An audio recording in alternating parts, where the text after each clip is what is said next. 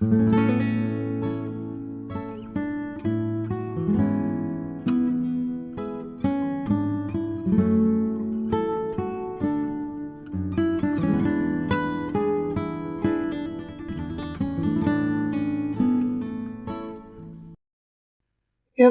claim what is called atavism as evidence for universal common descent. However, the designation often presupposes universal common descent. For example, in our investigation of it, see previous videos, we have seen several cases where these features are more likely than not simply birth defects or genetic defects.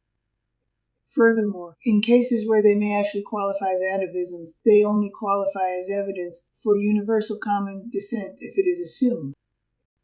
A classic example of this is the so called human tail. Evolutionists will commonly claim that the extension of the spinal column in the early stages of fetal development is atavistic.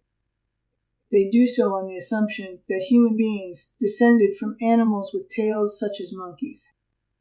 This claim ignores the fact that this fetal feature is simply part of the development process.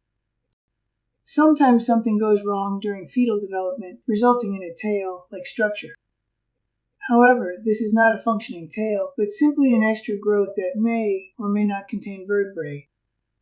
Seeing how this can happen based simply on the process of fetal development is quite easy to see. Another classic example is the tendency of evolutionists to categorize excessive amounts of hair in humans as atavistic. They base this on the presupposition that we evolved from animals such as apes, which have significant amounts of body hair. This argument would make more sense if humans had no body hair, but we do. Consequently, such cases are just an example of how extreme the presence of hair can get in human beings. It does not qualify as atavistic, let alone evidence for universal common descent. The ultimate problem with the label of atavism is that it is often applied when it fits universal common descent, but it is not applied when it clearly goes against it. A good example of this is the fact that the label is applied when guinea pigs have 5 toes, but not when human beings have 6 fingers. Ultimately, it is a case where the label atavism is applied because it seems to fit universal common descent, and then it is used as evidence for universal common descent. Consequently, ultimately this is circular reasoning.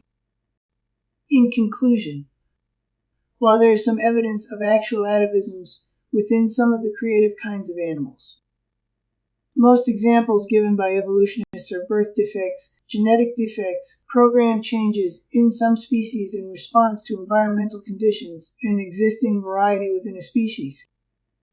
Meanwhile, whether or not certain forms qualify as atavism is based entirely on the presupposition of universal common descent, making the argument circular reasoning.